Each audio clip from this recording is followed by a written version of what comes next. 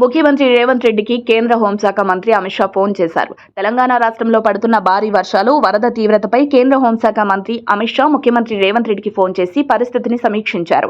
రాష్ట్రాన్ని అతలాకుతలం చేస్తున్న వర్షాలు, వరదల గురించి జరిగిన నష్టాన్ని, క్షేత్రస్థాయిలో వివరాలను అమిత్ షాకు సీఎం రేవంత్ రెడ్డి వివరించారు. ఇప్పటివరకు ప్రాణ నష్టం పెద్దగా జరగలేదని, ఇక ముందు కూడా ప్రాణ నష్టం జరగకుండా తగిన జాగ్రత్తలు తీసుకుంటున్నామని అమిత్ షాకు రేవంత్ రెడ్డి తెలిపారు. రాష్ట్రానికి అవసరమైన తక్షణ సహాయాన్ని అందిస్తామని, వరదలో చిక్కుకున్న వారిని కాపాడటానికి ప్రత్యేక హెలికాప్టర్లను కూడా పంపిస్తామని, కేంద్రం తరపున అన్ని రకాల సహాయ సహకారాలు అందిస్తామని అమిత్ షా హామీ ఇచ్చారు. అంతకుముందు కేంద్ర హోంశాఖ సహాయ మంత్రి బండి సంజయ్ కూడా అమిత్ షాకు రాష్ట్రంలో ఏర్పడిన పరిస్థితిని వివరించారు. ఉమ్మడి వరంగల్, ఖమ్మం, నల్గొండ జిల్లాల్లో నష్టం భారీగా ఉందని, వెంటనే ఎన్డీఆర్ఎఫ్ బృందాలను పంపాలని బండి సంజయ్ విజ్ఞప్తి చేశారు.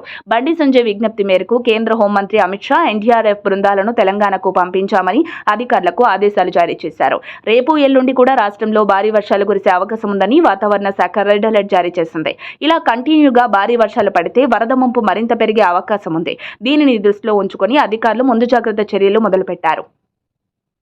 వీలైనంత వరకు ప్రాణ నష్టం జరగకుండా అధికారులు చర్యలు తీసుకుంటున్నారు. ఇప్పటి వరకు తెలంగాణ రాష్ట్ర వ్యాప్తంగా అధికారికంగా 9 మంది చనిపోయారు. కొంతమంది వరదలో గల్లంతయ్యారు. ఖమ్మంలో మున్నేరువాగు ఉధృతిలో చిక్కుకున్న 9 మందిని రక్షించేందుకు అధికారులు చర్యలు స్టార్ట్ చేశారు.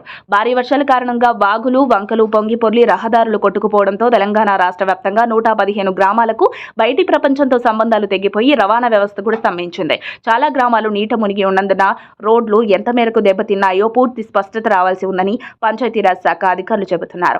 వరద తగ్గుముఖం పట్టగానే రోడ్లను వెంటనే మరమ్మతు చేసి రవాణా వ్యవస్థను పునరుద్ధరించాలని అధికారులను ఆదేశించారు మంత్రి సీతక్క. ఎప్పుడూ లేని విధంగా తెలంగాణలో భారీ వర్షాలు, వరదలు రికార్డు స్థాయిలో నమోదవడంతో వరద బాధితుల సహాయార్థం అధికారులు అందరూ అందుబాటులో ఉండాలని పంచాయతీరాజ్ శాఖ మంత్రి సీతక్క ఆదేశించారు. అప్డేట్స్ కోసం మా కాయ్ టీవీని సబ్స్క్రైబ్ చేసుకోండి. మా వీడియో కనుక మీకు నచ్చినట్లయితే లైక్ చేయండి, షేర్ చేయండి. మీ విలువైన అభిప్రాయాలను కామెంట్ బాక్స్లో తెలియజేయండి.